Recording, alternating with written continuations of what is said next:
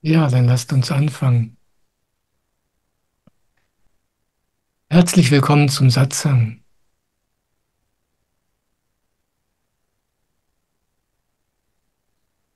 Ich freue mich, dass du da bist. Für die unter euch, die heute zum ersten Mal hier sind, möchte ich wie immer ein oder zwei Sätze dazu sagen, was wir hier überhaupt machen.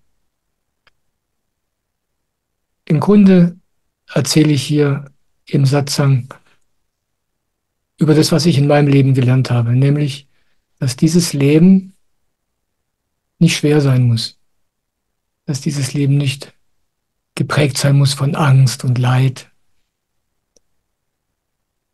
sondern dass dieses Leben eigentlich ganz anders möglich ist. Und wie das ganz praktisch geht für normale Menschen, so wie du einer bist oder eine, so wie ich einer bin. Davon erzähle ich so gerne, denn das habe ich in den letzten Jahrzehnten lernen dürfen. Und das gebe ich einfach unglaublich gerne weiter. Und wenn du Fragen hast zu deinem Leben, zu deinem spirituellen Weg, dann kannst du mir gerne hier im Satzang eine Frage stellen, entweder schriftlich im Chat. Die Simone wird es dann sehen und vorlesen und ich werde dann antworten. Du kannst aber auch direkt mit mir über Zoom sprechen und dort deine Frage stellen, wenn du möchtest. Und wenn es hier online keine Fragen gibt, dann habe ich auch noch einige E-Mail-Fragen, die ich vorlesen und beantworten kann. Ja, und das machen wir jetzt 1,5 Stunden lang. Und ich freue mich sehr drauf. Ich liebe diese Gelegenheit, mit dir zusammen zu sein und das zu teilen. Ja, das ist eigentlich schon alles. Simone, hast du was vorzulesen oder darf ich anfangen? Nein, Michael, ich habe schon was vorzulesen. Ja, wie schön, das freut mich sehr. Ja, ich lese vor. Die Frage kommt von Hiranya Kashipu. Ich habe es richtig Hallo. ausgesprochen. Ja. Hi, Michael. Kannst du etwas zu Trauerprozessen und Verlust sagen? Was kann dabei helfen und wie ist deine Erfahrung? Viele Grüße. Danke. Trauerprozess und Verlust. Ja,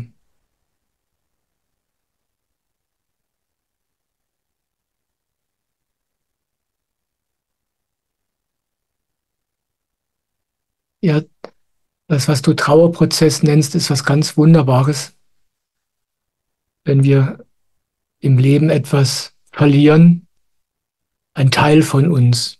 Ja, wir verlieren einen Teil von uns. Und dann muss das in unserem Inneren wieder repariert werden. Und das ist die Trauer.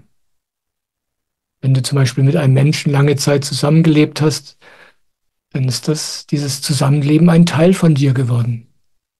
Und wenn das dann aufhört, ganz gleich aus welchem Grund, dann stirbt etwas von dir. Und damit einhergehen intensive Gefühle. Und du fragst, was du tun kannst.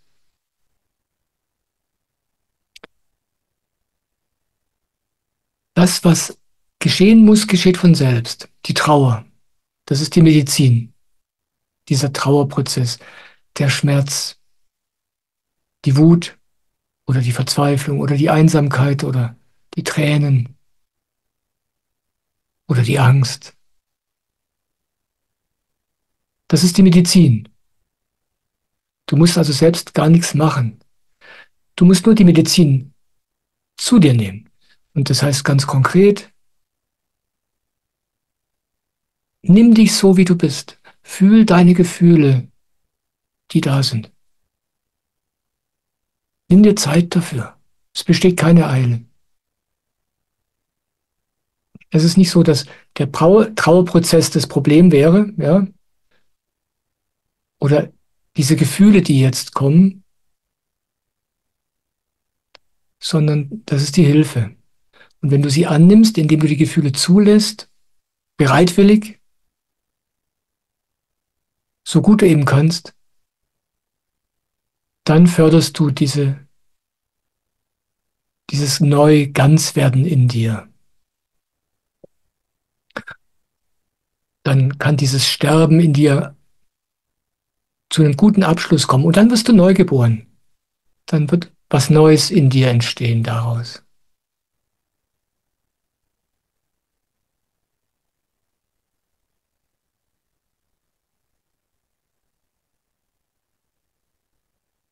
Wir haben die Neigung, uns unsere Aufmerksamkeit, unsere Mitte nicht in uns selbst zu haben, sondern wir haben die Neigung, sie woanders zu haben. Ganz besonders beim Partner zum Beispiel. Du lebst in einer Beziehung und deine Aufmerksamkeit ist bei dem Partner und was der oder die macht, ob der oder die dich liebt, ob er oder sie dir Aufmerksamkeit gibt. Wir haben unsere Aufmerksamkeit dabei, was dieser Mensch denkt, wie es dem geht, was der will.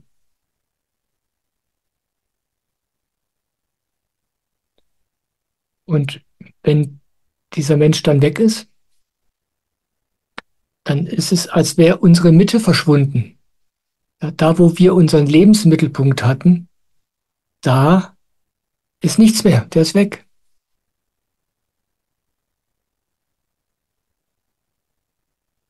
Das tut echt weh.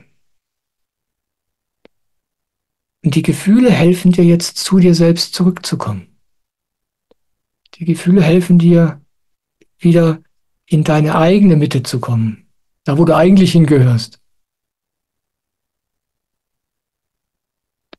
Und wenn dich diese Gefühle dorthin zurückgebracht haben, dann kannst du dort einfach bleiben. Wenn du, dann kannst du lernen, auch in anderen Bereichen deines Lebens, in anderen Beziehungen oder in einer neuen Partnerschaft oder in einer neuen Freundschaft oder worum es auch immer geht, immer aus deiner Mitte heraus zu leben. Deine Aufmerksamkeit in dir zu haben, während du liebst, während du mit jemandem zusammenlebst und nicht da draußen. Und das lernst du in diesem wirklich sehr, sehr heilsamen Trauerprozess. Ist also überhaupt nichts verkehrt daran. Und ich möchte dich ermutigen, dir dazu Zeit zu geben. Hab's damit nicht eilig. Sowas braucht Zeit.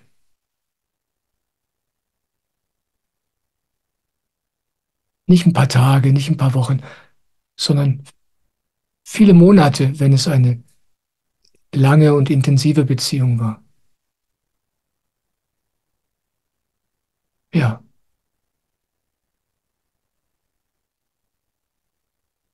ich bin bei dir. Und du fragst nach meinen Erfahrungen.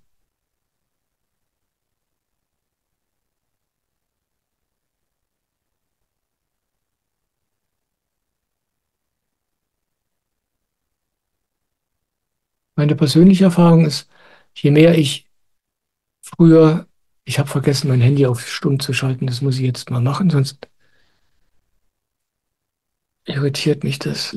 Sorry. Meine Erfahrung ist folgende. In meinem Leben war es so, früher hatte ich natürlich meine Aufmerksamkeit auch immer bei meiner Partnerin oder bei meinen Freunden da draußen. Ich wusste gar nicht, wo ich bin. Und dann war ich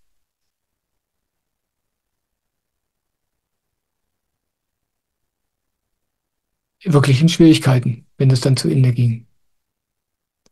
Aber in den letzten 25 Jahren habe ich gelernt, immer mehr in mir zu leben und meine Aufmerksamkeit bei mir zu haben, meine Mitte in mir zu haben und nicht mehr bei anderen Menschen. Und jetzt ist es so, wenn jetzt etwas geschieht, was mich verunsichert oder ein Verlust geschieht, dann sind die Gefühle immer noch da. Ja, es ist natürlich traurig, es tut natürlich weh, aber es ist nicht mehr so vernichtend. Es ist nicht mehr so existenziell, weil mein Fundament davon nicht berührt ist. Ich habe dann Gefühle, intensive Gefühle. Aber es erschüttert mich nicht in in meinen Grundfesten. Von dort aus kann man gut leben. Das ist ein sicherer Grund in dir drin. Das sind meine Erfahrungen. Und ich möchte dir noch was sagen, was meine Erfahrung ist, denn viele Menschen können sich das gar nicht vorstellen, was das bedeutet, bei sich zu bleiben. Die meisten Menschen haben den Glauben, dass genau das eine Beziehung ausmacht, dass ich ganz bei dir bin mit meiner Aufmerksamkeit und du ganz bei mir. Die meisten Menschen glauben, wenn man das nicht tut, wenn ich mit meiner Aufmerksamkeit bei mir bleibe und du mit deiner Aufmerksamkeit bei dir, dass man dann gar keine Beziehung hätte.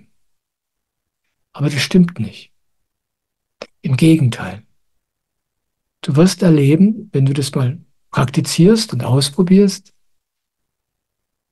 dass du eine völlig neue Art von Beziehung erlebst. Und du wirst dich dann fragen, wie du früher überhaupt so hast leben können. Du wirst feststellen, dass du früher überhaupt gar keine Beziehung haben konntest. Denn nur ein Mensch, der in sich ruht, kann mit jemand anderem in Beziehung treten. Was ich früher gemacht habe, ich war immer vollkommen verloren in meinem Partner, in meiner Partnerin. Das war keine Beziehung. Das war, als wäre ich gar nicht anwesend gewesen. Da gibt es also überhaupt keinen Widerspruch, obwohl die meisten Menschen, die das selbst noch nicht so erlebt haben, wie ich das gerade beschreibe, das annehmen. Aber das stimmt nicht. Ja, vielleicht inspiriert dich das ja ein wenig, wie du mit deiner Trauer und mit deiner Lebensphase, die du jetzt gerade erlebst, umgehen kannst. Gib dir Zeit, hab dich lieb und wisse, dass die Gefühle, die du gerade erlebst, die Medizin sind, die dich heil machen. Danke für deine Frage.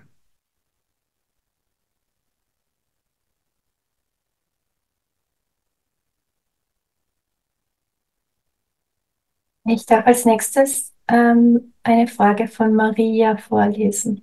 Ja, hallo Maria. Lieber Michael, schön dich live zu sehen. Ich habe große Ängste, die mein Leben überrollt haben. Der Körper reagiert auch stark. Auch die Freude ist weg. Kannst du mir bitte ein paar Worte schenken? Danke. Wovor hast du denn Angst?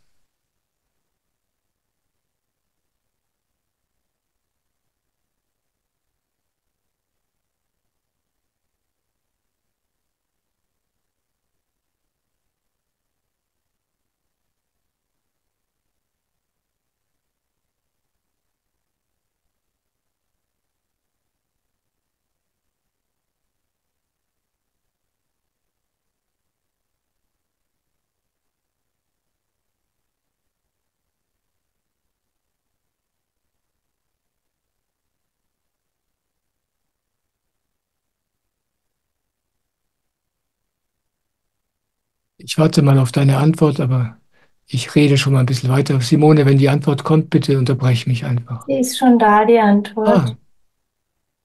Vor Versagen, sagt ah, Maria. ja, das kenne ich gut.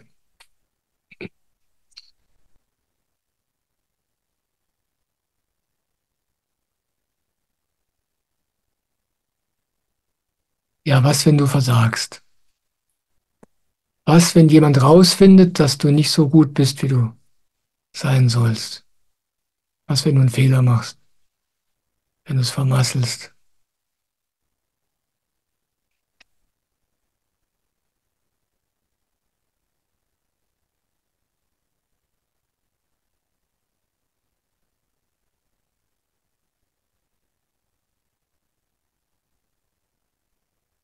Ich dachte früher, ich kann alles. Ich, ich konnte natürlich nicht alles, aber mein Glaube, ich sollte alles können, und zwar gut, war so stark, dass ich das wirklich geglaubt habe. Ich war nicht so schlau wie du. Ich hatte keine Angst vor dem Versagen. So nah war ich mir selbst nicht. Aber das steckte natürlich dahinter.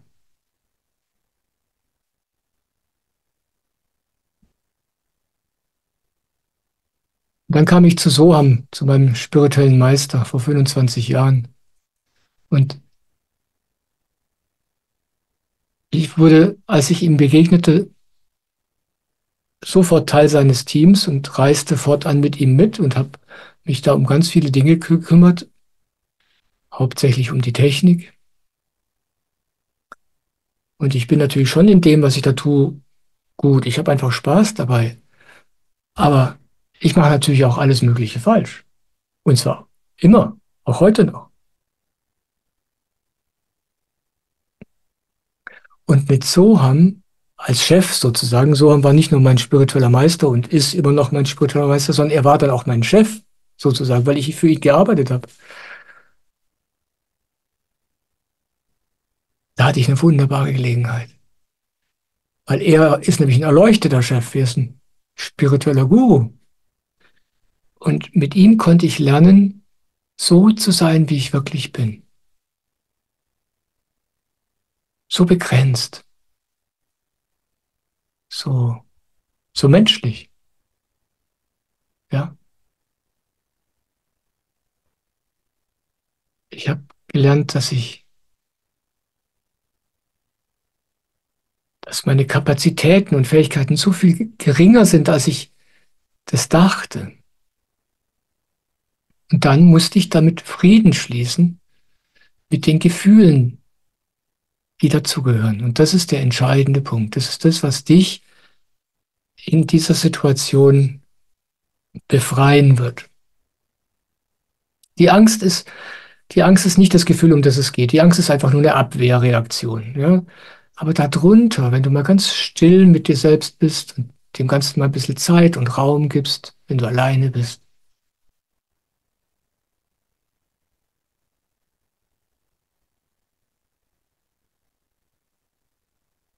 dann kannst du erkunden, was dir eigentlich möglich ist und was nicht, wenn du mal so ganz ehrlich zu dir bist. Eine meiner Spezialitäten war zum Beispiel, dass ich nie Nein sagen konnte. Immer wenn jemand was brauchte oder wollte, weil er ein technisches Problem hatte oder irgendwo technische Hilfe brauchte oder sonst eine Hilfe, ich habe immer Ja gesagt. Aber nicht weil ich so viel konnte, nicht weil ich so viel Kapazität hatte, sondern weil ich Angst davor hatte, Nein zu sagen. Ich hatte Angst davor zu sagen, das kann ich nicht machen. Sei es, weil ich keine Zeit habe oder weil ich die Fähigkeit dazu nicht besitze oder weil ich es mir nicht zutraue. Und dann musste ich lernen, Nein zu sagen. Es war so schwer für mich. Das geht so richtig ans Ego. Und dann habe ich gelernt, was das für eine unendliche Befreiung ist. Erstmal ehrlich mit mir selbst zu sein und dann auch ehrlich mit den anderen. Zu sagen, "Nee, das kann ich nicht, tut mir leid."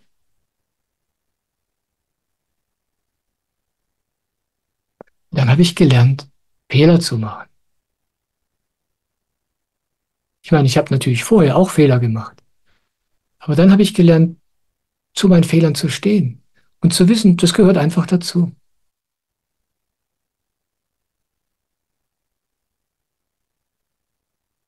Wenn jemand zu mir gekommen ist und hat gesagt, das hast du vermasselt, das ist doch totaler Mist, was du da gemacht hast. Und dann zu sagen, ja, das habe ich vermasselt.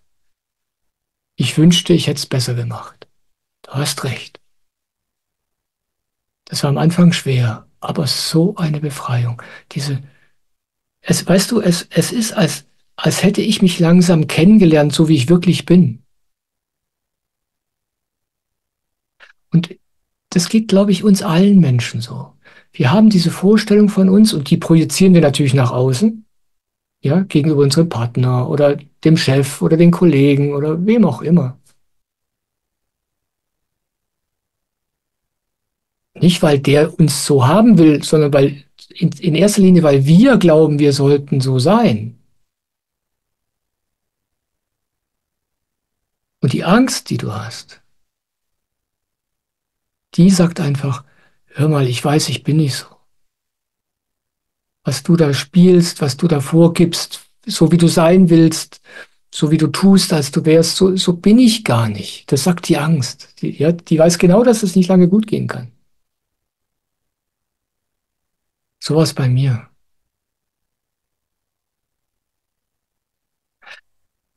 Aber wenn du damit Frieden schließt, wie du wirklich bist, wahrscheinlich geht im Moment bei dir gar nichts schief. Wahrscheinlich ist die Angst eine rein hypothetische, weil du deinen neuen Job angefangen hast.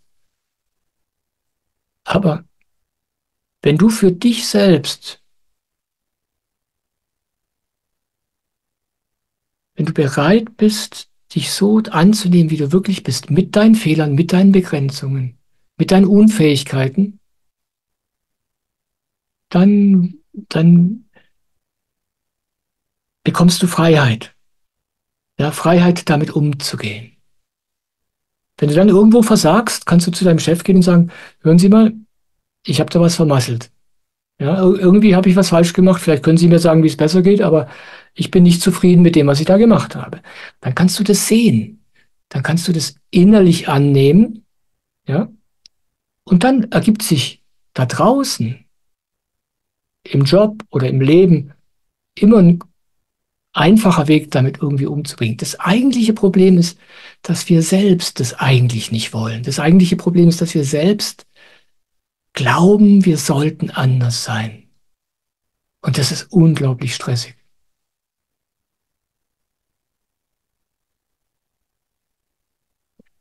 Und ich habe das große Glück gehabt, das zu lernen.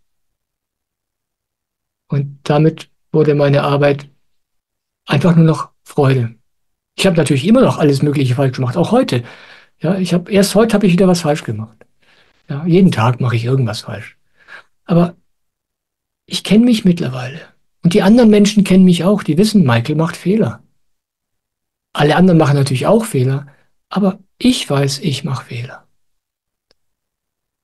Und wenn heute jemand zu mir sagen würde, passiert natürlich nicht, wenn heute jemand zu mir sagen würde, wie kann das sein, dass du da was falsch gemacht hast, dann sage ich ja, ich bin so, tut mir leid. Ich bin Mensch.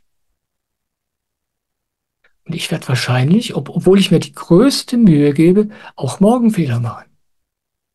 Ich bin so.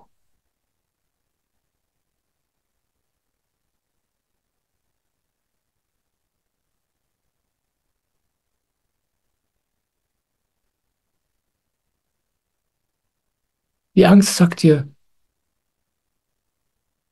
es ist, als ob die Angst dein eigenes Selbst ist, das dir sagt, hör mal, nimm mich mal so, wie ich wirklich bin. Und dann kannst du deinen Job auch einfacher machen, wenn du deine eigenen Begrenzungen akzeptierst, deine eigenen Schwächen kennst. Ja, ich habe meine Schwächen kennengelernt. Ja. Und dann wurde es mir viel leichter, damit umzugehen. Dann konnte ich den Leuten sagen, du, hör mal, nur dass du es weißt, ich habe es echt schwer mit dem und dem. Also pass auf, ja, da mache ich bestimmt was falsch. Und dann wird alles leichter für mich, aber auch für meine Kollegen. So, wenn man sich selbst kennenlernt und sich selbst so akzeptiert, wie man nun mal ist als Mensch, als Maria, da wird alles leichter.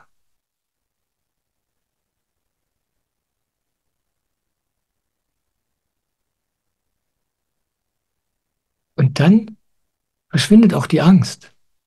Ja, wenn du dir selbst nahe bist, dann verschwindet die Angst. Vielleicht verlierst du deinen Job, weil dein Chef denkt, dass du nicht qualifiziert genug bist. Aber du weißt, du hast dein Bestes gegeben. Du weißt, wenn es das nicht sein soll, dann wird was anderes kommen, denn du bist so, wie du bist. Ja. Aber diese Verzweiflung, diese tiefe Angst, die kommt daher, dass man weit weg von sich selbst ist und sich selbst eigentlich unter Druck setzt. Das ist eigentlich Schwierige an dieser Geschichte. Und ich war da Meister drin früher. Und ich wurde dann so gut darin, dieses mich zu akzeptieren und auch zu meinen Fehlern zu stehen, dass ich regelrecht die Aufgabe bekam, der Sündenbock zu sein, weil ich das gut konnte. Ja? Ich war dann im Satzang ja für die Technik verantwortlich und immer wenn irgendwas nicht geklappt hat, hieß es, ja, der Michael ist schuld. Dann waren alle zufrieden, sie wussten, wer schuld ist und dann konnte der Satzang weitergehen. Und ich hatte damit kein Problem mehr.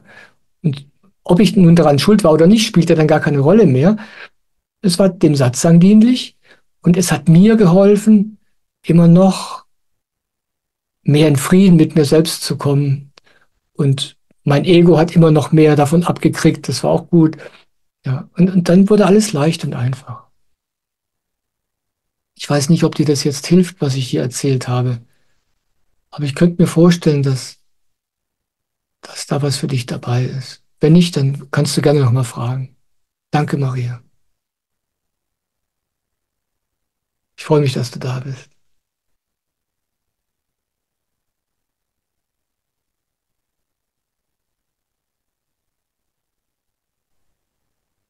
Alexandra B. schreibt gerade, lieber Michael, herzlichen Dank für deine Worte, welch ein Segen. Und ich habe noch eine Frage von Martina vorzulesen. Ja, ich möchte noch ganz kurz was zu Alexandra sagen. Entschuldigung. Ich bin immer wieder so berührt, wenn das, was ich erzähle, was ja einfach aus meiner Erfahrung kommt. Ich habe ein gesegnetes Leben, ja, und indem ich einfach erzähle, was ich erlebe und wie es gehen kann, wenn das dann dich berührt und dir gut tut, das ist für mich so ein Geschenk. Also ich bin dann immer wieder völlig fassungslos. Ja. So, Simone, bitte, fahr fort. Danke. Martina hat eine Frage. Es geht um die Sommerbandmeditation. Also es sind zwei Fragen. Ja, bitte. Ich starte mal.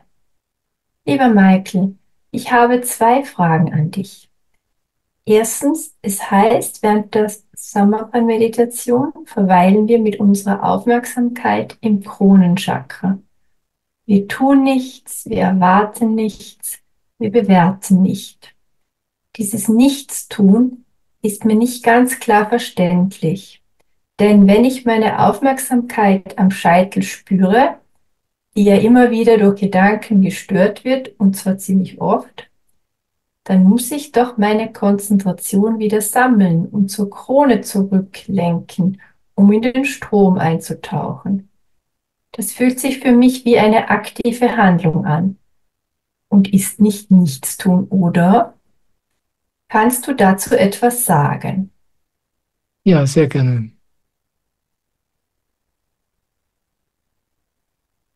Ja, du hast recht. Es ist, als würden wir uns da ausruhen. Ja, wir parken unsere Aufmerksamkeit da. Wir sagen für eine halbe Stunde, ich will jetzt meine Ruhe, ich mache jetzt Urlaub, Urlaub von den Gedanken, Urlaub von dem ganzen Kram, der sonst dann ein paar Stockwerke tiefer abgeht. Und ich ruhe jetzt einfach im Kronenchakra. Und du hast recht, dann ziehen sofort die Gedanken an dir. Alles Mögliche zieht an deine Aufmerksamkeit. Und das ist der Grund, warum wir meditieren, um genau das zu erleben. Und du hast recht, die Aufmerksamkeit landet dann ruckzuck woanders. Du stellst plötzlich fest, dass du ans Büro denkst oder an deinen Mann oder dein großer Zeh juckt und du wunderst dich, was da unten los ist, aber du bist mit deiner Aufmerksamkeit nicht da oben.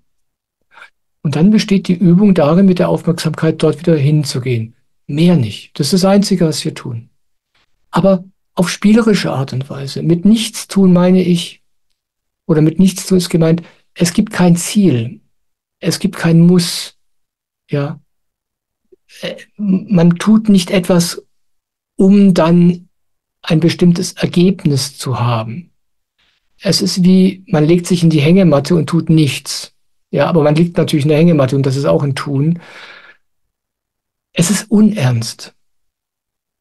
Swamiji, das ist der indische Guru, der die Samarpan-Meditation bringt, der sagt, mach's wie ein Hobby, ohne Ernst, ganz entspannt. Eher so wie ein Spiel. Ja?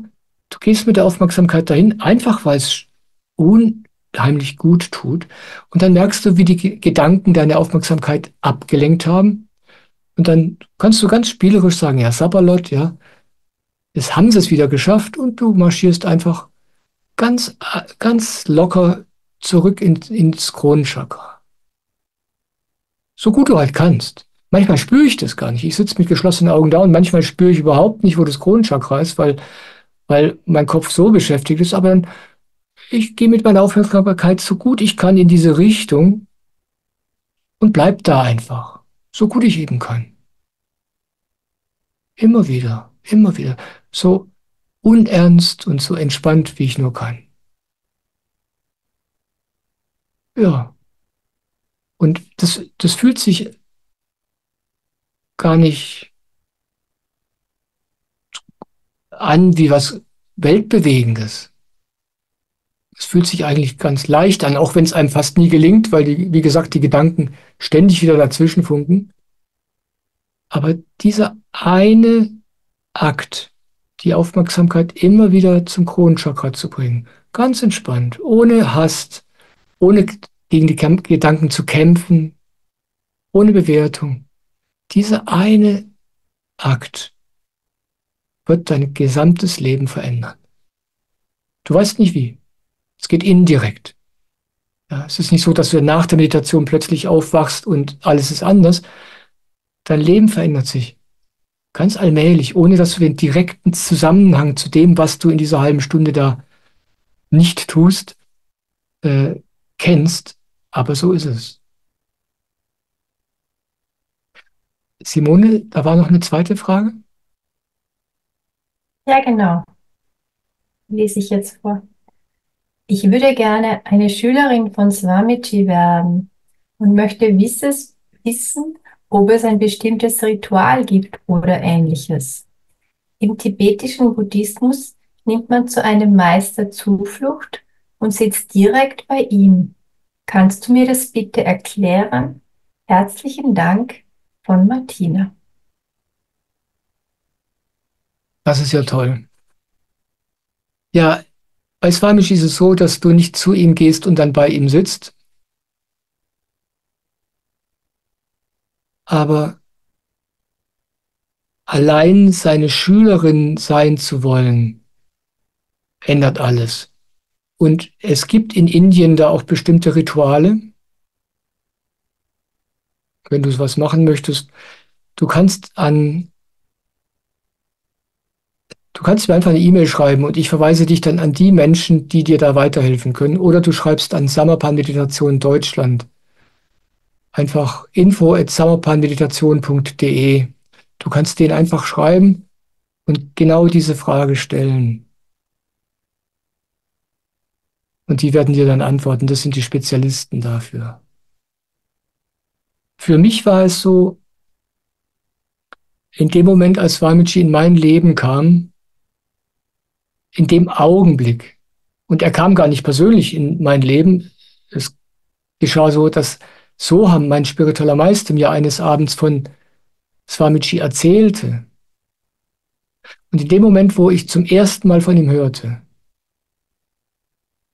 war es, als wäre ich verwandelt. Als hätte ich auf diesen Guru, von dem ich vorher überhaupt nichts wusste, als hätte ich auf den schon mein Leben lang gewartet oder viele Leben lang gewartet. Und ich war im Grunde von einem Moment auf den anderen sein Schüler. Ohne Ritual. Ich hörte von ihm und ich war einfach so offen, wie man nur sein kann. Und seitdem bin ich sein Schüler. Und wenn man die Samarpan-Meditation macht, wenn du hier ruhst, das ist meine Verbindung zu Swamiji. Wenn ich hier ruhe, dann sitze ich ihm zu Füßen. Es ist, wenn ich mit meiner Aufmerksamkeit hier ruhe, dann ist es, als würden hier seine Füße beginnen. Im Indischen die Füße des Gurus. Damit ist nicht gemeint seine körperlichen Füße, sondern seine Energie, die Guru-Energie. das, was durch ihn strömt. Und es ist wirklich so, wenn ich mit Swamiji in Verbindung treten möchte, dann gehe ich in mein Kronenchakra und dann, ich sitze ihm dort zu Füßen. Und das kann ich den ganzen Tag tun. Ich kann nicht nach Indien reisen.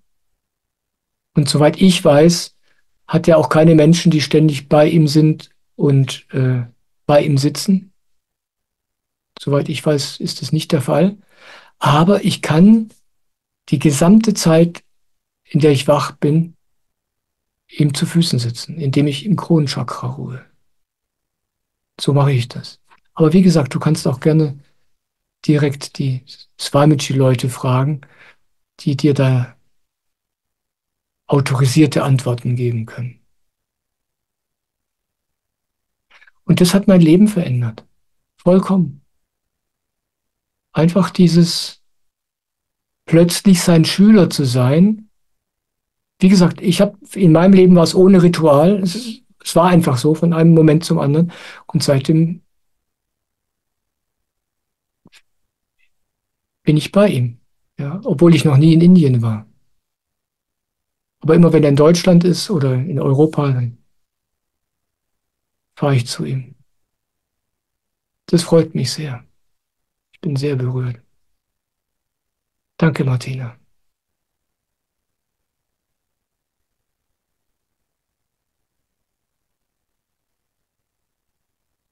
Michael, ich möchte noch kurz zwei Rückmeldungen gerne vorlesen. Maria schreibt, ja, sehr hast du mir geholfen. Dankeschön. Jetzt werde ich das ausprobieren und die perfekte Maria durchschauen. Ach, das ist gut, ja.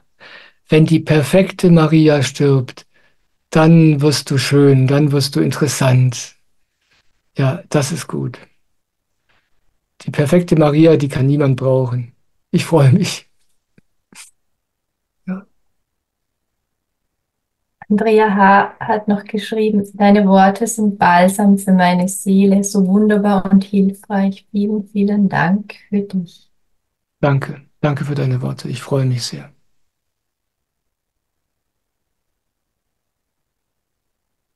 Und Martina schreibt eben, vielen, vielen Dank für deine klaren Worte, die mir sehr helfen. Martina. Danke, dass du da bist. Und ich danke euch für eure Fragen. Ich bin so berührt, dass ich zu euch sprechen darf. Das sind alle Fragen für den Moment, Michael. Dann möchte ich die Gelegenheit nutzen, darauf hinzuweisen, dass es bald auch Gelegenheit gibt, mich persönlich zu treffen. In 2 Wochen. Morgen in 2 Wochen gehen die Nicht-Dualität-Tage in Oberösterreich los, die von Jetzt TV organisiert werden, von Devaseto. Ich darf dort auch sein. Das sind insgesamt 7 Satzanglehrer, glaube ich, 6 oder 7. Und jeder von denen gibt in diesen 2 Tagen, das ist am Wochenende, geht von Freitagabend bis Sonntagabend, äh, gibt es da 4 Satsangs, ich auch. Und wenn ihr Lust habt, kommt da hin und wir können uns persönlich kennenlernen und ihr könnt im Satsang sitzen. Wenn ihr Lust habt, könnt ihr mit mir ein richtiges kleines Retreat dort machen.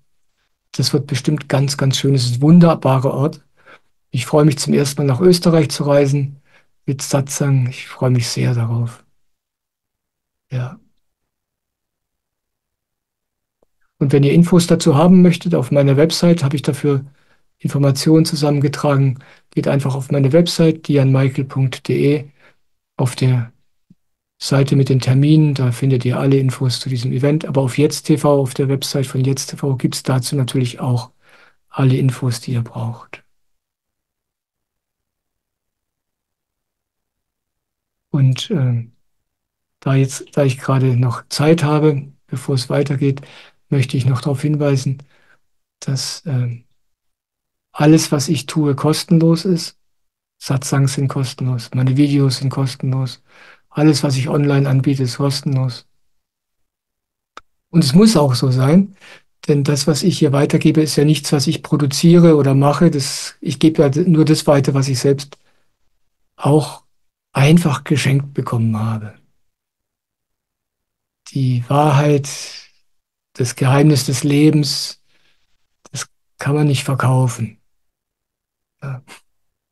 Aber aus ganz praktischen Gründen freue ich mich, wenn mich Menschen unterstützen. Aus einem ganz einfachen Grund, es braucht viel Zeit, Videos zu machen und zu veröffentlichen und auch alles, was ich mache, versuche ich sehr schön zu machen und sehr gut und das braucht wirklich viel Zeit.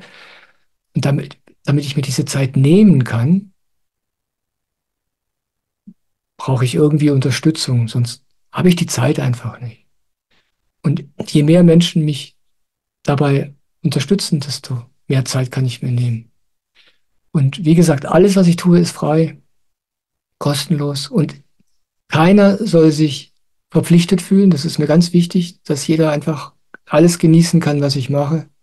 Aber wenn dir danach ist, wenn du Freude daran hast, dann unterstützt mich. Das freut mich wirklich sehr und macht meine freudvolle Arbeit, ich will es ja gar nicht Arbeit nennen, das ist ja eigentlich überhaupt keine Arbeit, sondern einfach nur Freude und Segen für mich, ja, dann hilfst du mir dabei, das zu machen. Und wenn du Lust dazu hast, dann findest du auf meiner Website auf der Spendeseite die Infos, wie es geht. Ja. Am einfachsten geht es für mich, wenn du eine Mitgliedschaft machst, da kannst du ein paar Euro pro Monat oder auch mehr, wie du möchtest, jeden Monat. Es geht alles dann automatisch.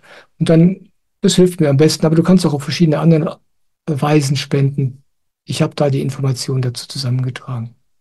Und auch Devaseto von Jetzt TV freut sich über Spenden. Auch das, was er macht, ist alles kostenlos. Diese gigantische Arbeit, die er seit vielen, vielen Jahren macht, ist alles kostenlos. Es ist unglaublich. Aber natürlich braucht auch das Geld und viel, viel Zeit. Und auch er freut sich über Unterstützung. Und wenn dir danach ist, Jetzt TV zu unterstützen, findest du auf der Jetzt TV Website auch dazu äh, unübersehbare Hinweise. Ja, jetzt freue ich mich, dass ich das jetzt schon sagen konnte und nicht erst ganz am Schluss, wenn die Zeit schon davonläuft. Simone, soll ich jetzt was vorlesen oder hast du inzwischen was? Na, bitte liest du was vor, Mike. Ja, sehr gerne.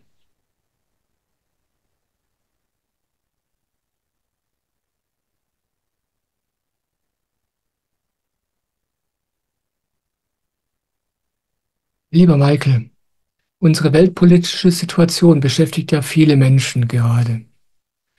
Die Europawahl mit den Rechtsparteien oder der Krieg in Russland, Ukraine oder das im Gazastreifen. Kannst du dazu etwas sagen?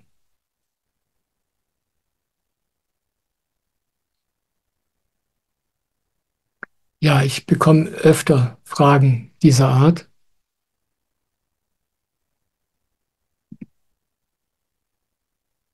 und die Antwort ist immer die gleiche. Und die Antwort, die ich hier gebe, mutet dir vielleicht etwas seltsam an, weil das sonst niemand sagt.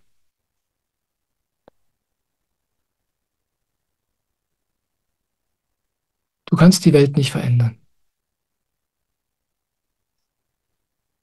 Du kannst deinen Partner nicht verändern. Du kannst noch nicht mal dich verändern. Und sich Sorgen über etwas zu machen, bedeutet, du gibst dem deine Aufmerksamkeit. Und das bedeutet, du gibst dem Energie. Du förderst das. Das ist ein gutes Beispiel mit dem, weißt du, wenn irgendwas Schreckliches geschieht und alle Nachrichtensender haben es dann und alle Zeitungen und du liest es dann und dann nimmst du diese negative Energie auf, die damit geschieht. Und gleichzeitig förderst du das durch deine Aufmerksamkeit. Und je mehr Menschen dem Aufmerksamkeit geben, desto mehr wird es gefördert. Ganz gleich, ob du es gut meinst oder nicht.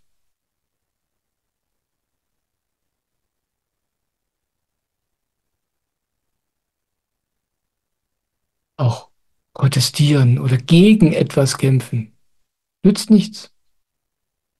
Überhaupt nichts. Ich weiß, es ist total populär, es ist total in. Man demonstriert gegen Krieg. Dann führst du Krieg gegen den Krieg.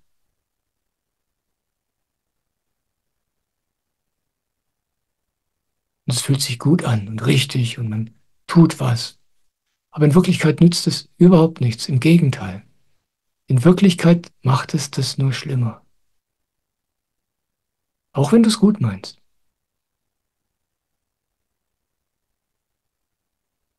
Die meisten Menschen wissen es nicht. Aber die Aufmerksamkeit, die du besitzt, das ist wie ein Energiestrahl.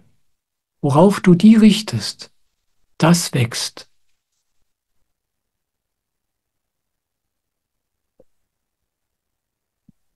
Deswegen ist die Samapana-Meditation so hilfreich. Wenn du deine Aufmerksamkeit nach innen richtest, und innen fängt hier an. Ja, das Innen, von dem ich spreche, hat nichts mit deinen Gefühlen zu tun, nichts mit deinem emotionalen oder psychologischen Innenleben. Das ist alles außen, das gehört alles zum Körper. Aber das Innen, von dem ich spreche, ist dir vollkommen unbekannt. Wenn du die Meditation machst, lernst du dieses Innen ganz, ganz langsam kennen. Dieses Innen, von dem Jesus sprach, das Reich Gottes, Himmel. Und wenn du deine Aufmerksamkeit darauf richtest, wenn du damit anfängst, dann wächst das. Und obwohl du das dir überhaupt nicht erklären kannst, wie das möglich ist, beginnt sich dein Leben zum Positiven zu verändern. Du richtest deine Aufmerksamkeit auf dein Innen, auf deine Seele, obwohl du die noch gar nicht erkennst. Du weißt überhaupt nicht, was du da überhaupt tust beim Meditieren. Aber das wächst. Dein Leben wird allmählich problemfrei, friedlich und glücklich, weil du deine Energie, deine Aufmerksamkeit auf die Quelle des Lebens richtest, und die ist in dir. Davon sprach Jesus die ganze Zeit. Er sagte, das ist etwas, was die meisten Menschen nicht verstanden haben. Die dachten, er sagt irgendwas ganz übertragen, im übertragenen Sinne, aber Jesus hat immer nur ganz praktisch gesprochen. Er sagte, setze Gott an erste Stelle und alles andere folgt dem nach.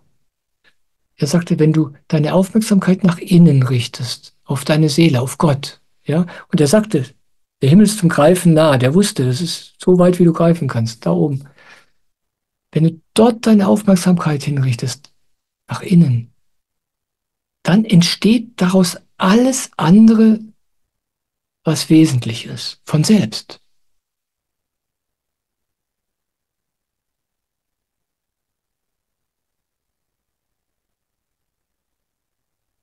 Und umgekehrt ist es genauso. Wenn du deine Aufmerksamkeit auf die negativen Dinge in deinem Leben oder in der Welt richtest, dann werden die stärker. Und da die ganze Welt, 99% der Menschen tun das, und deswegen wird es immer schlimmer. Ich tue das nicht. Mein Leben ist anders. Swamiji sagt was sehr Interessantes. Er sagt, schau nicht, wie weit die Dunkelheit reicht. Du wirst das Ende der Dunkelheit nie finden. Entzünde stattdessen dein eigenes Licht. Und dann wird die Welt um dich herum hell. Deine Welt ist hell. Und wenn es alle Menschen machen, wird die Welt immer heller. Stell dir vor, du stehst in einem riesigen Raum und es ist vollkommen dunkel. Ganz gleich, wie weit du gehst, du wirst das Ende der Dunkelheit nicht finden. Aber zünde ein winziges Streichholz an und um dich herum ist es hell. Das steht in deiner Macht. Und das verändert die Welt. Und das ist das Einzige, was die Welt verändern kann, zum Positiven. Und das funktioniert. Und dein eigenes Licht entzünden, damit ist gemeint, dich zu erhellen. Ja? Die Aufmerksamkeit nach innen richten, meditieren, die Seele wachsen lassen. Dann wird dein Inneres hell, dein Leben wird hell. Und du leuchtest, du strahlst. Und das strahlt auf andere Menschen ab. Und dann fangen die mit dem Gleichen an. Dann beginnen die auch ihr eigenes Licht zu entzünden. Und so geht's immer weiter.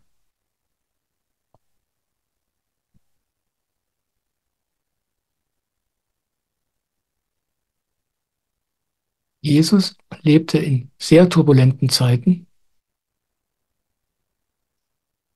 Er lebte in einem besetzten Land.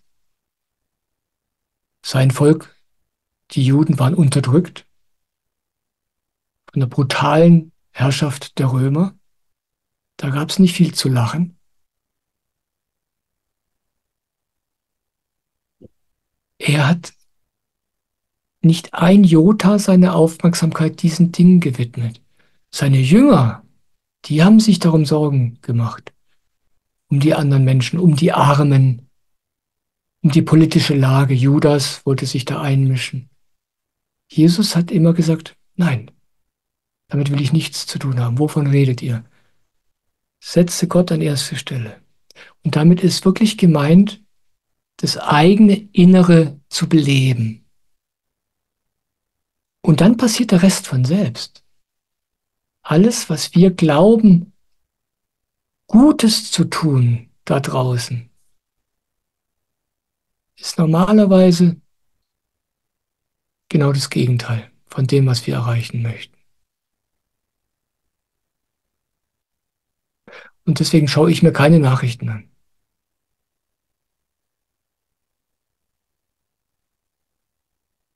Ich mache mir auch keine Gedanken darüber.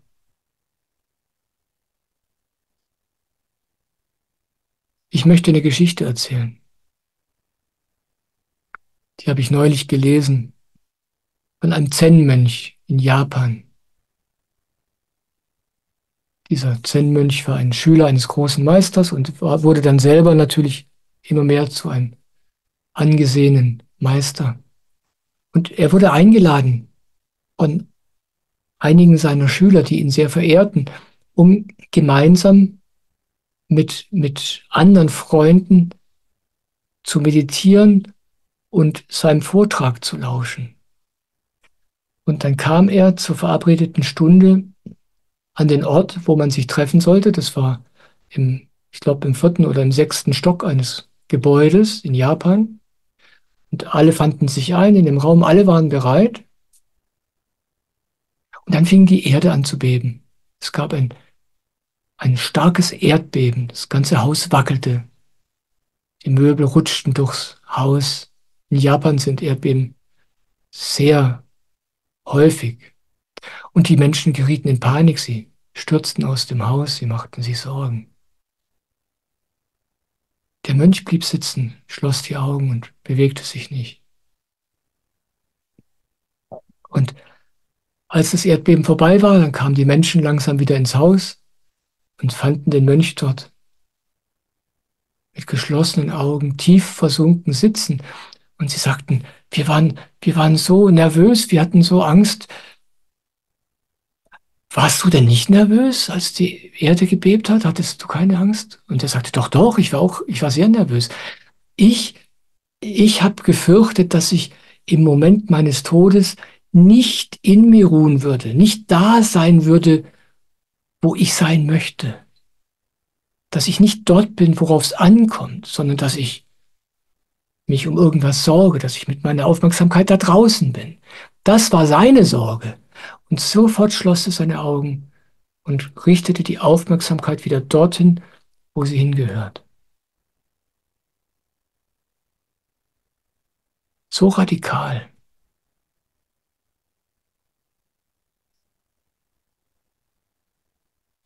In, in den Tausenden von Jahren, seit Jesus gestorben ist, gab es unendlich viele Menschen, die versucht haben, Gutes in der Welt zu tun, die fürs Gute gekämpft haben.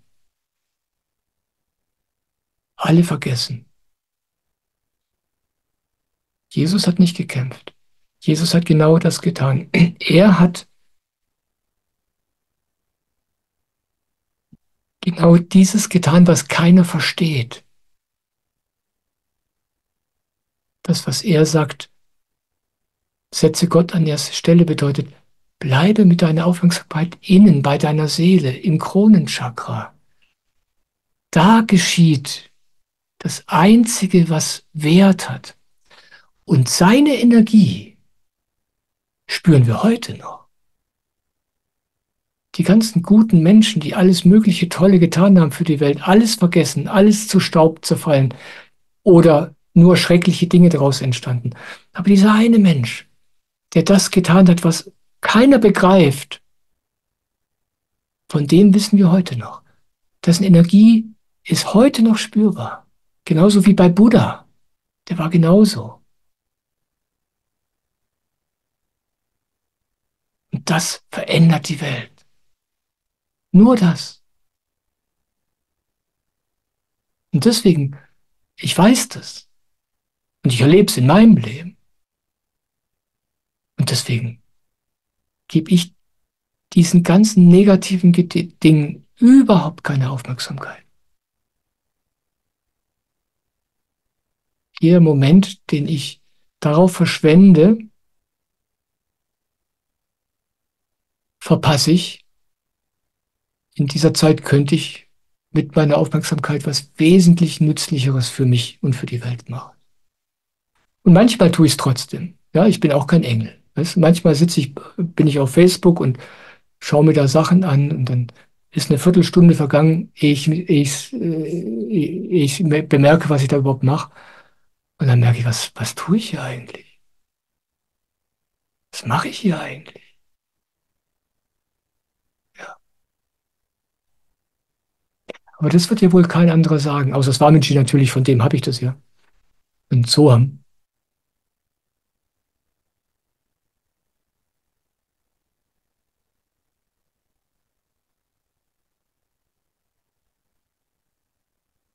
Du erreichst in deinem Leben keine Sicherheit und keine Stabilität und keinen Frieden, indem du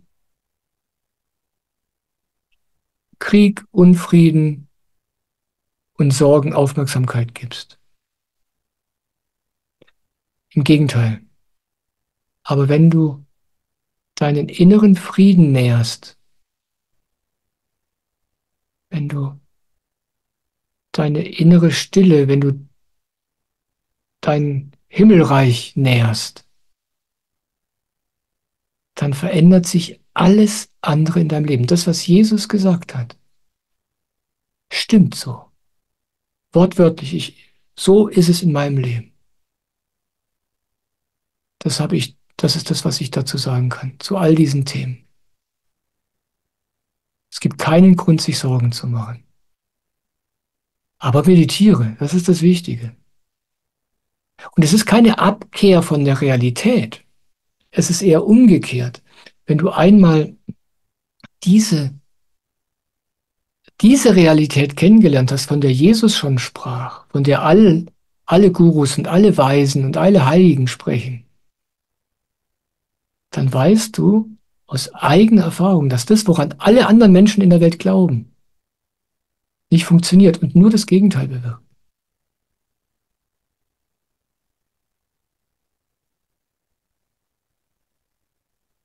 Ja, so viel dazu. Simone, darf ich weitermachen oder hast du jetzt was? Ich habe jetzt was, Ah, wie Michael. schön. Bitte. 2 Rückmeldungen sind gerade gekommen. Ursula Gläser, bin tief berührt. Herzensdank. Es ist mir eine Freude, dass ich zu dir sprechen darf. Und Maria, danke für die hilfreichen Worte. Danke, Maria. Und Hiranya Kashipu hat noch eine Frage, die ich gerne vorlesen möchte. Hallo, schön, dass du da bist. Magst du noch etwas zu Scham sagen, dem Erleben, tief ungenügend und falsch zu sein? Ah, da bin ich Spezialist. Ja,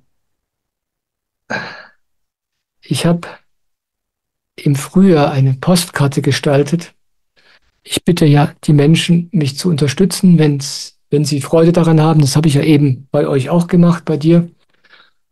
Und, und einmal im Jahr verschicke ich an alle Menschen, die mich äh, unterstützen, als Dank eine kleine Postkarte. Und auf der steht, ich weiß nicht, es ist mir gerade ausgegangen. Moment, ich hole sie mal eben.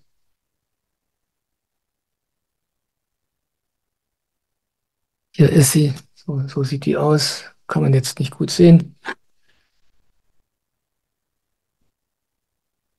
Immer wenn man sich selbst treu ist, fühlt es sich verkehrt an. Und dazu muss man bereit sein, verkehrt zu sein.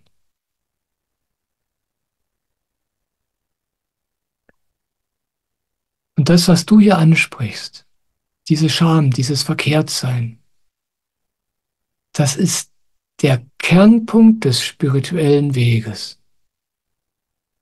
Ich habe diesen Spruch auf meiner ersten Jahrespostkarte von diesem Frühjahr gedruckt, weil das ist, was mir mein spiritueller Meister ganz am Anfang, vor 25 Jahren, als allererstes beigebracht hat.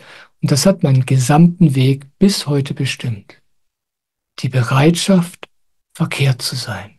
Die Bereitschaft, so zu sein, wie ich bin, obwohl ich verkehrt bin.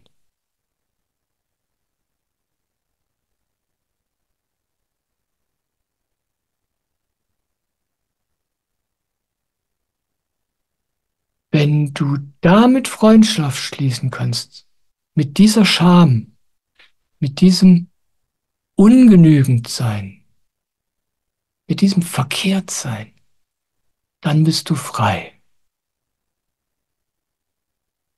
Das ist das, was mir mein Meister vor 25 Jahren gesagt hat. Heute bin ich frei. Ich bin immer noch verkehrt, aber ich bin bereit, verkehrt zu sein. Jetzt bin ich frei.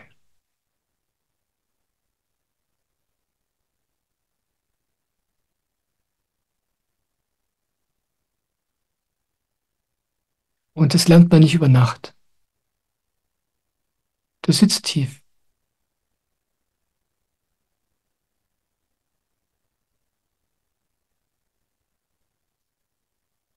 Weißt du, was du da ansprichst, ich sagte eben, das ist der Kern des spirituellen Weges. Denn diese Überzeugung, ich bin verkehrt, ist das, was mich von mir selbst trennt und damit von Gott. Ich bin verkehrt. Ich muss anders sein. Und wenn ich nicht so sein kann, wie ich bin, ich bin ja trotzdem so, dann bin ich mir selbst fern. Dann verlasse ich mich selbst.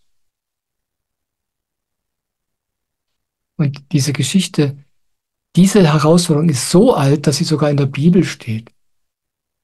Eine der allerersten Geschichten in der Bibel handelt von Adam und Eva im Paradies. Vielleicht erinnerst du dich an die Geschichte. Sie ist wunderschön, weil sie genau das beschreibt, was du erlebst. Adam und Eva, dieses Bild steht für die Menschheit. Diese Geschichte vom Paradies beschreibt die Menschheit, wie sie damals war. Adam und Eva lebten im Paradies und alles war gut. Und sie waren eins mit Gott. Gott kam jeden Tag vorbei und die hielten ein Schwätzchen, es gab überhaupt gar kein Problem. Aber eines Tages, da war dieser Baum im Paradies. Der Baum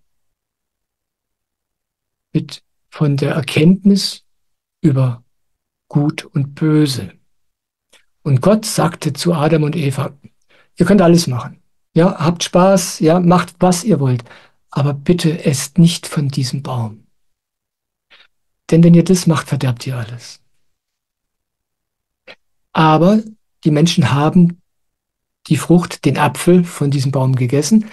Und das ist ein Bildnis dafür, dass die Menschen begannen, fähig zu sein, zu bewerten. Ja? Die Frucht des Wissens über Gut und Schlecht. Ja? Das ist der Zeitpunkt in der Entwicklung der menschlichen Fähigkeit, des menschlichen unglaublich genialen Apparates hier oben, zu bewerten. Das ist gut und das ist schlecht. Wir aßen von dieser Frucht, das heißt, wir waren dazu fähig geworden. Und das Erste, was wir bewertet haben, waren wir selbst. Und in der Geschichte vom Paradies wird es so schön beschrieben. Am nächsten Tag kam Gott wie immer bei Adam und Eva vorbei, ja, aber er konnte Adam nicht finden. Sagt Adam, wo steckst du? Adam hatte sich versteckt. Gott sagt, Adam, was ist los? Warum versteckst du dich? Und Adam sagte, weil ich nackt bin. Und Gott sagt, wer hat dir gesagt, dass du nackt bist? Und das ist eine Metapher, ja. Adam sagt, mit mir ist was verkehrt, mit mir stimmt was nicht. So kann ich mich dir nicht zeigen. Und Gott sagt, wer hat dir gesagt, dass mit dir was nicht stimmt? Gott war es nicht. Wir selbst waren es. Wir wurden fähig, uns zu bewerten. Und damit endete das Paradies. Und seitdem leben wir in der Hölle. Diese Scham, von der du sprichst, dieses Verkehrtsein, steckt, ja, das ist nicht die Schuld deiner Mutter oder deines Vaters, dass die was mit dir falsch gemacht haben. Auch nicht die Schuld meiner Mutter oder meines Vaters. Das gehört zum Menschsein dazu. Damals wurden wir fähig dazu. Und jetzt lernen wir langsam mit dieser Fähigkeit umzugehen.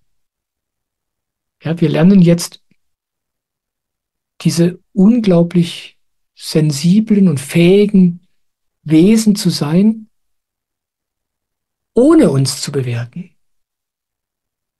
Ja, diesen Apparat, den wir haben, diesen Körper, nicht falsch zu gebrauchen. Gott hat es gesagt. Gott wusste genau, was passiert. Gott wusste, wir werden immer schlauer, wir werden immer fähiger.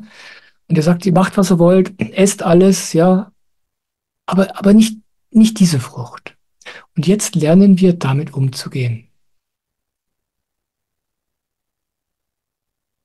Wir lernen uns nicht mehr zu bewerten. Und bevor du das lernen kannst, musst du Frieden damit schließen, verkehrt zu sein. Du bist nicht verkehrt. Ja, das sagt dir nur dein Kopf. Aber das zu wissen, nützt dir nichts. Der einzige Weg daraus ist hinein. Okay, ich bin verkehrt. Ja, alles an dir sagt, alles in dir sagt, du bist verkehrt.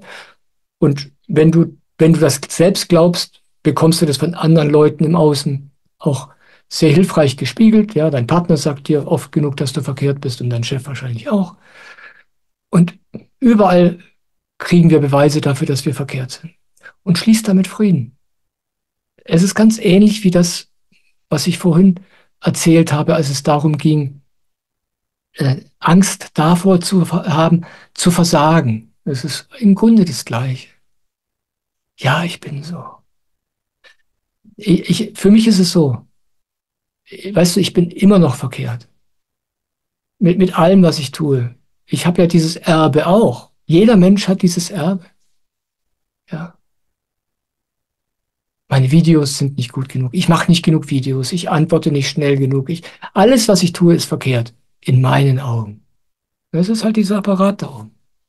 Und was ich gelernt habe vor vielen, vielen Jahren, ist zu sagen, okay, ich bin so. Gott, ich bin so. Und wenn das bedeutet, dass ich sterbe, dann sterbe ich halt. Aber ich bin so. Und wenn mich niemand mag, okay, aber ich bin so. Ja. Also, was du da ansprichst, ist das Erbe der Menschheit. Ist nicht, weil mit dir was nicht stimmt. Mit uns allen stimmt was nicht. Wir alle glauben das. Jeder Einzelne. Ich kenne keinen einzigen Menschen, für den das nicht zuträfe. Schließ Frieden mit deinen Gefühlen. Sei bereit, verkehrt zu sein. Dann wird's richtig leicht. Und wenn dann jemand zu dir kommt und sagt, hey, was soll denn das? Du bist ja echt komisch, du bist ja echt verkehrt. Wenn du dann sagen kannst, ja, du hast recht, ich bin verkehrt, stimmt, dann bist du frei. Dann kannst du wieder zu Gott rennen und keine Angst mehr haben. Und manchmal, wenn ich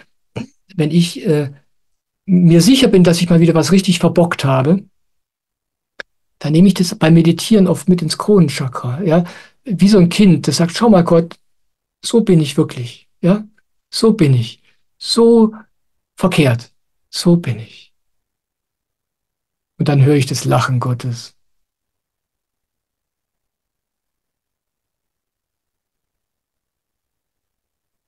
In diesem Verkehrtsein sind wir alle Brüder und Schwestern, alle miteinander.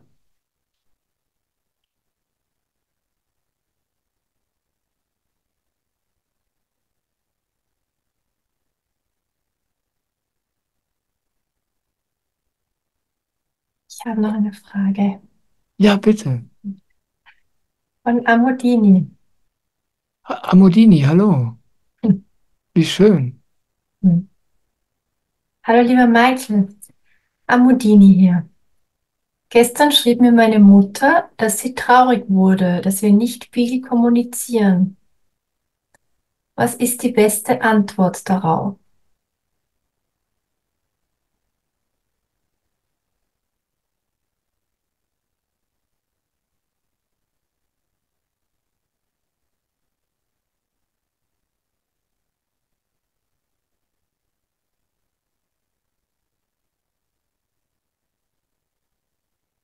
Das hat's in sich.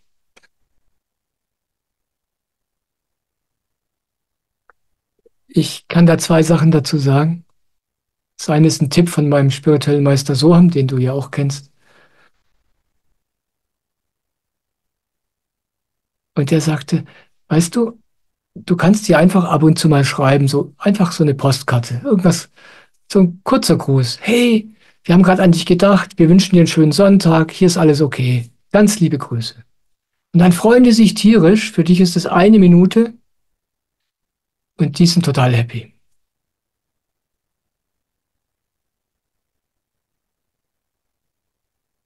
Und Swamiji sagt da was ganz Interessantes dazu. Davon habe ich wirklich auch was gelernt. Er sagte, es ist wichtig, dass du mit diesen Leuten eine gute Beziehung hast. Und was er damit meint, ist nicht, dass du mit denen jetzt da draußen eine vorbildliche Beziehung hast. Das hat er irgendwann mal klargestellt. Leider weiß ich nicht genau wo.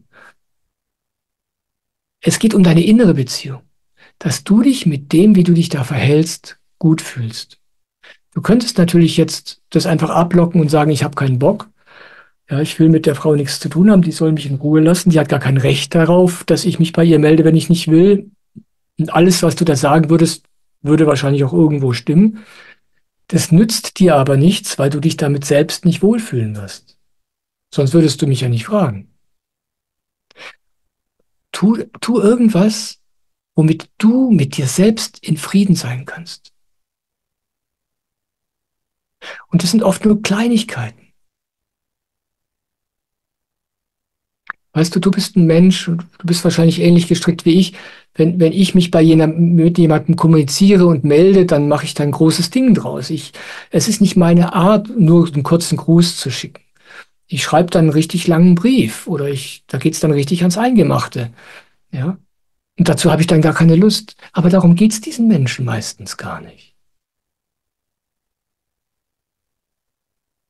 Meine Mutter zum Beispiel, die freut sich tierisch, wenn ich ihr einfach kurz schreibe und einfach kurz antworte, wenn sie mal geschrieben hat.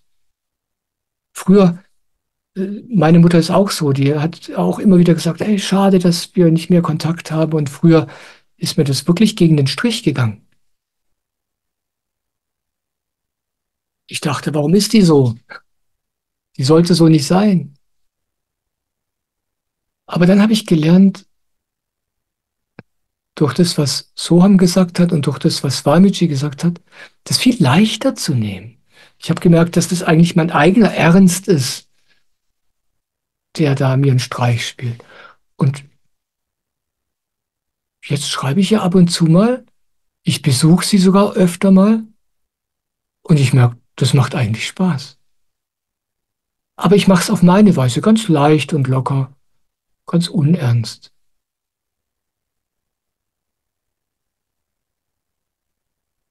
Auf den Vorwurf würde ich jetzt natürlich nicht eingehen. Ich würde nicht anfangen, mit ihr jetzt darüber zu diskutieren. Aber weißt du, einfach ab und zu mal ein Lebenszeichen. Also zwischen mir und meiner Mutter funktioniert es super. Und wie gesagt, ich habe jetzt auch daran Freude. Ich bin eigentlich eher so ein Einsiedler-Typ. Und das bedeutet, dass ich die Neigung habe, mich abzukapseln. Aber wenn ich dann diese Impulse von außen bekomme und die nicht so ernst nehme, wie ich sie früher genommen hätte, sondern denke, ja, ja, ich nehme sie als Gelegenheit mal aus meinem Schneckenhaus so ein bisschen rauszugucken und ganz locker und casual Kontakt zu machen, dann sind die anderen total happy und ich bin entspannt. Und es gefällt mir sogar manchmal. Also mein Rat an dich wäre, mach's spielerisch. Geh damit spielerisch um, in dir drin. Unser eins, Menschen wie du und ich, wir neigen dazu, das sehr, sehr ernst zu nehmen und ganz hoch aufzuhängen und ganz kompliziert zu machen, aber das muss es nicht sein.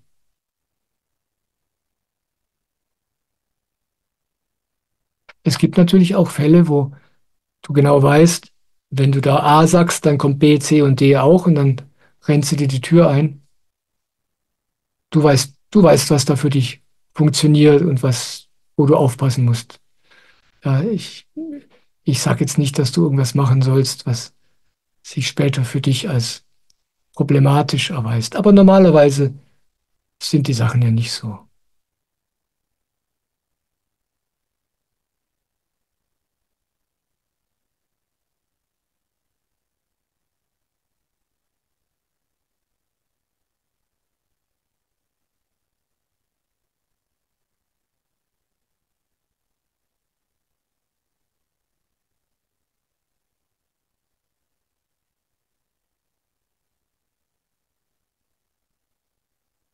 Und wenn du das alles nicht willst, sei dir einfach treu.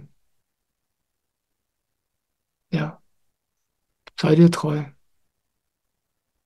Keiner kann von dir verlangen, dass du anders bist.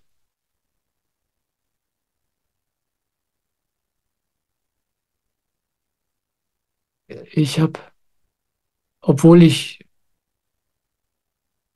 zum Einzeltum neige und sehr eigen sein kann, ich habe durchaus die Fähigkeit, sehr gut mit anderen Leuten zu tanzen und mich auf sie einzustellen, ohne mir selbst zu schaden.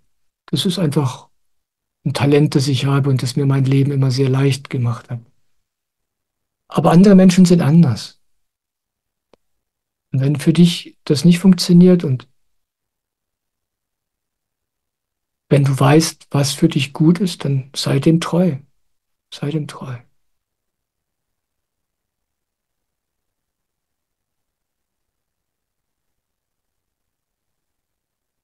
Ja, vielleicht, vielleicht gibt dir das ja irgendwo in irgendeine Richtung eine Ermutigung, die dir hilfreich ist. Das würde mich freuen. Und wenn nicht, dann schreib mir nochmal. Vielleicht habe ich deinen Punkt auch überhaupt nicht erfasst. Ich weiß es nicht genau. Amodini, ich sende dir ganz herzliche Grüße. Dir und deiner Familie, deiner wunderschönen Familie.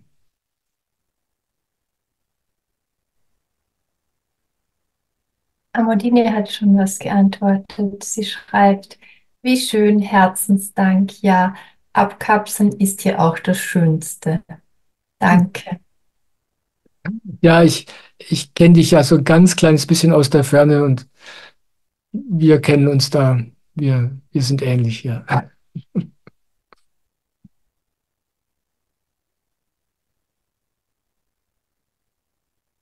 Simone, hast du noch was? Nein, sonst habe ich keine weiteren Okay, Fragen. dann schaue ich mal, was ich hier noch habe.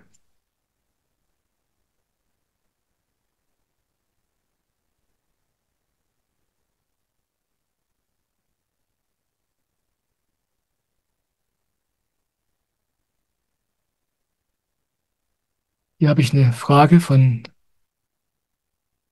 einer Frau, die mir schon vor geraumer Zeit geschrieben hat. Es tut mir wirklich leid, dass ich oft sehr lange brauche, um Fragen zu beantworten. Ich gebe wirklich mein Bestes. Ich sagte ja vorhin, als ich über das Spenden sprach, dass alles, was ich tue, einfach viel Zeit braucht. Und ich wünschte, ich könnte mehr Videos machen. Ich wünschte, ich könnte mehr Zeit haben zum Antworten. Ich antworte auf alles, aber manchmal braucht es richtig lange Zeit.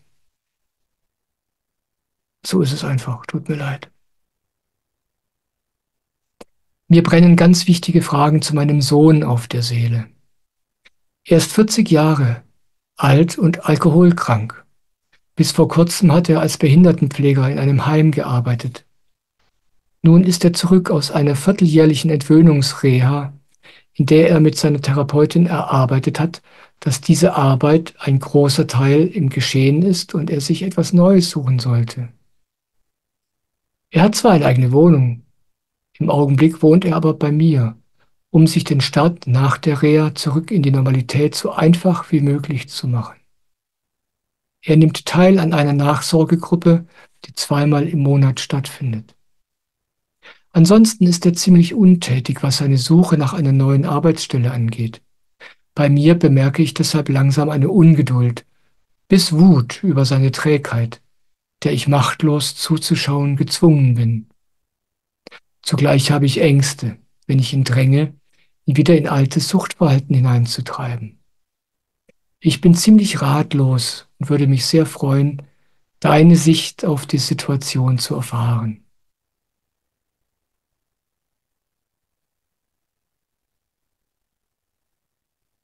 Ich danke dir für deine Frage. Ich bin immer wieder so berührt von diesem Vertrauen, dass ich zu solchen Dingen sprechen darf. Ich möchte zwei Sachen dazu sagen. Das eine ist etwas, was du vielleicht nicht so gerne hörst, aber es ist einfach die Wahrheit. Du kannst ihm nicht helfen. Er ist dein Sohn. Er ist dein Sohn und die Probleme, die er hat, die hat er von dir.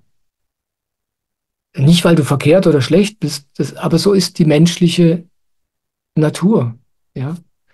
Jesus sagte, die Väter geben die Sünden an die Söhne weiter.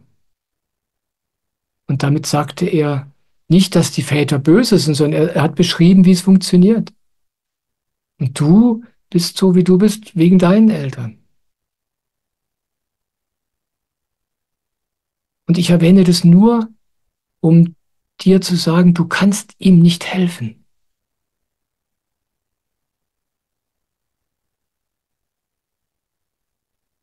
Du bist die Letzte, die ihm helfen kann.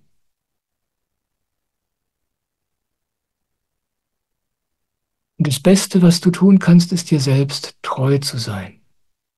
Weißt du, wenn du ihn gern bei dir hast, wenn du dich wirklich wohl damit fühlst und es dich glücklich macht, dann ist es eine gute Sache.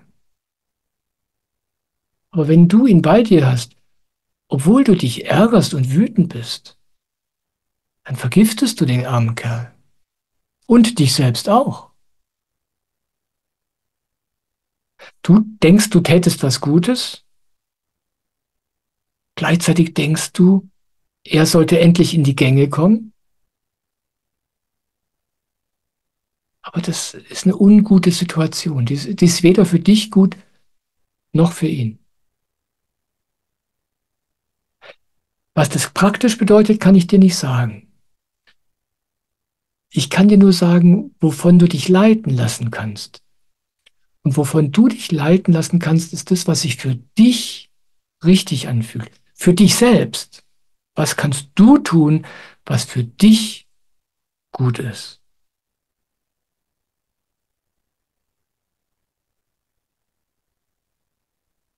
Bring deinem Sohn bei, etwas zu tun, was für ihn gut ist, indem du etwas tust, was für dich gut ist. Im Moment bringst du deinem Sohn bei, wie man sich aufopfert. Und das kann er wahrscheinlich schon sehr gut. Ja? Du tust was, was du nicht willst, weil du Angst hast, dass dann irgendwas Schlechtes mit jemand anderem passiert. Und das bringst du ihm bei. Ich will dir damit jetzt keinen Vorwurf machen. Versteh mich bitte nicht falsch. Ich möchte dir nur sagen, dass es unnötig ist. Ja? Wir glauben oft, was wir da täten, sei gut, aber in Wirklichkeit ist es kontraproduktiv. Für dich und für ihn.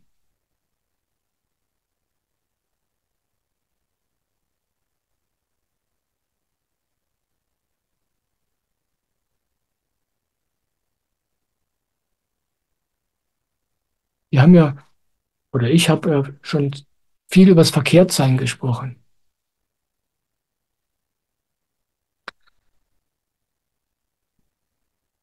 Ihn bei dir aufzunehmen, damit du seine Situation nicht potenziell schlimmer machst. Damit vermeidest du so gut du kannst, dich verkehrt zu fühlen. Aber offensichtlich bist du damit ja nicht glücklich.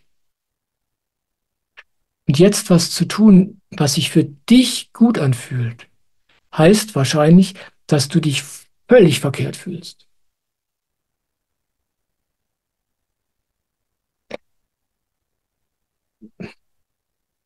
Aber wie gesagt, was es praktisch bedeutet, musst du selber rausfinden. Das kann ich dir nicht sagen.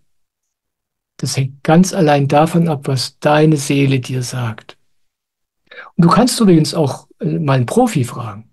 Ja, du kannst mal einen Suchttherapeuten fragen und sagen, hören Sie mal, ist das überhaupt gut, was ich da mache? Ja, ich habe den Verdacht, dass das überhaupt nicht gut ist, weil ich werde immer wütender und ich habe das Gefühl, dass das ein Zeichen dafür ist, dass das, was ich da als Mutter tue, eigentlich gar nicht gut ist.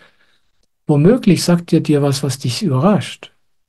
Könnte ich mir vorstellen. Ich weiß es nicht. Ich bin ja kein Therapeut. Aber im Grunde,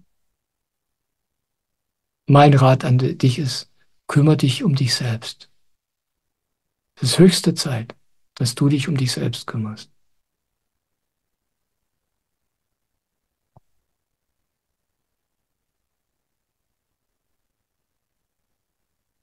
Und je einverstandener du damit sein kannst,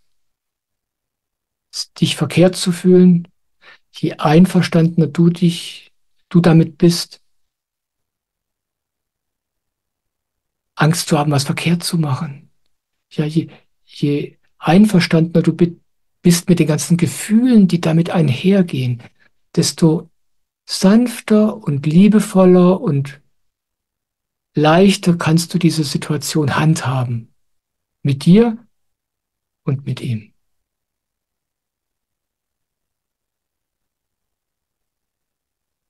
Und du wirst überrascht sein, was dabei rauskommt.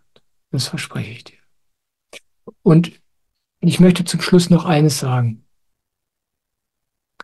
Ich habe in meinem persönlichen Umfeld solche Geschichten erlebt. Und es ist nicht deine Verantwortung, sich um solche Probleme anderer Menschen zu kümmern. Du kannst es nicht. Du kannst es einfach nicht. Ja. Wenn, wenn du glaubst, es hinge von dir ab, was dieser Mensch und tut und wie sein Lebensweg weitergeht, dann, dann tust du zwei Dinge. Erstens überschätzt du dich kolossal. Ja, sein Leben steht fest. Er hat dieses Leben, weil er dieses Leben haben soll, einschließlich der Alkoholsucht.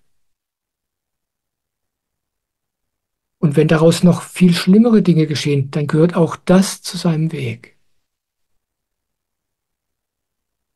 Und wenn du die Verantwortung dafür übernimmst, wenn du glaubst, es ist deine Aufgabe, und es hängt von dir ab, dann machst du dein eigenes Leben unmöglich.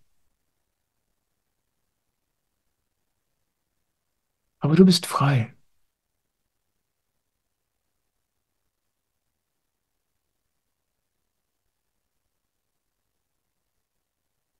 Ich habe in meinem Leben mehrmals Menschen verlassen, obwohl ich wusste, dass es wirklich schwer ist.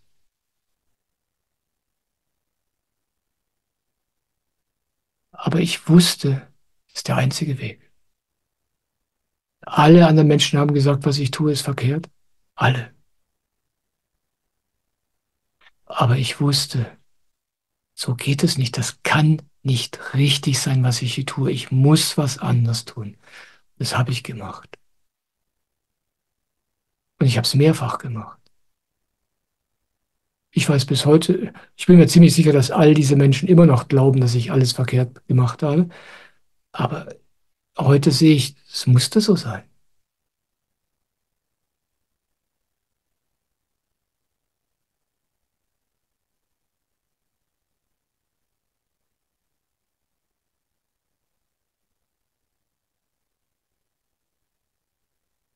Und das nimmt dir keiner ab, damit Frieden zu schließen. Und dazu möchte ich dich ermutigen. Ja, tu das, von dem du weißt, was richtig ist.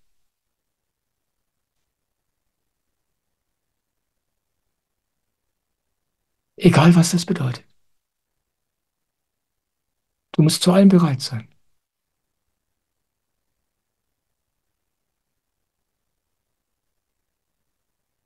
Ja,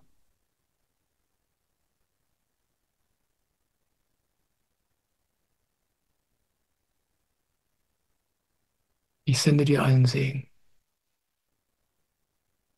Danke für deine Frage. Oh, wow, 9:30. Was ist geschehen? Ja, ich fürchte, wir müssen Schluss machen. Ich danke dir für den Satzang. Ich danke euch allen für diesen Satzang. Ich bin so glücklich, dass wir das machen können. Und ich danke Devaseto, dass er diese wunderbare Möglichkeit schafft, das hier regelmäßig anzubieten und zu tun. Ja, nächsten Monat gibt es wieder einen Satzang. Ihr könnt mir schreiben. Ich mache Videos, in denen ich Fragen beantworte. Bald in Oberösterreich gibt es den Satzang. Ich freue mich, von euch zu hören. Ich freue mich, von dir zu hören. Wenn du mir schreiben willst, auf meiner Website, auf der Frag mich-Seite findest du meine Kontaktdaten. Danke, dass du hier bist. Ich liebe dich.